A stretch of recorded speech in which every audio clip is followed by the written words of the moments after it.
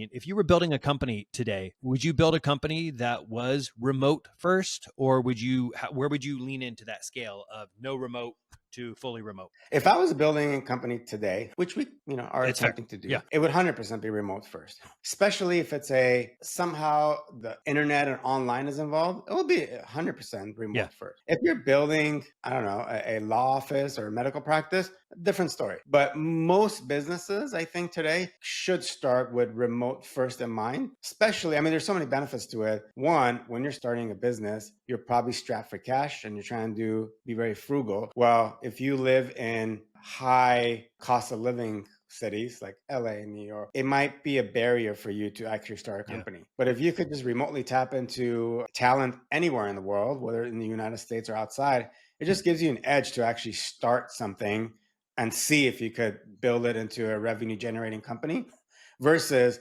not even trying because you never had the talent, access to the talent and the cash to even begin with. So 100%, I would start remote first. Sure, you would have to adjust certain things and probably invest more time. As you start hiring and you build a team, you have to invest more time in culture and how to lead 100% on staff teams. Like, to me, that's what the new leaders of tomorrow are going to need to do. And do you think that's a specialized training that they require? Do you think it's just the nature of good leaders are automatically leaning into this and trying to understand what their employees need? Like, what's the gap there? Why are people struggling to close it? No, I don't think that leaders are just switching something in their brain and saying, oh, okay, I'm going to lead this way now. I definitely think training is needed, and a lot of it is mindset shifts, where that mindset of butts on seats doesn't equal productivity. Like, that was a very old school way of leading, I think, where you would walk around the office and say, is everybody in their cubicles in their office? That's not going to work these days. So how do you make sure that people are productive and the best they can be? I also think that, there's different types of leadership. You could be kind of that visionary coaching leadership. You could be kind of a democratic leadership. You could be an authoritarian leadership. So there's different leadership styles.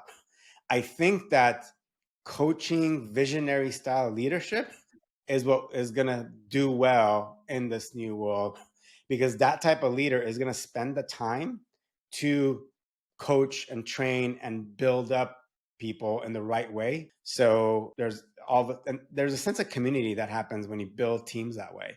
And now people are not trying to bend the rules. The culture is built the right way, and people want to be there. People are following you versus want to be dragged. Versus, authoritarian leader, nobody wants to follow them. So if you start saying back in the office, or X number of hours clocked in or whatever, people are going to start leaving, because it's easy to compare and say, well, I know there's these two companies doing a hybrid model, so something is unfair here. Why are we not like that?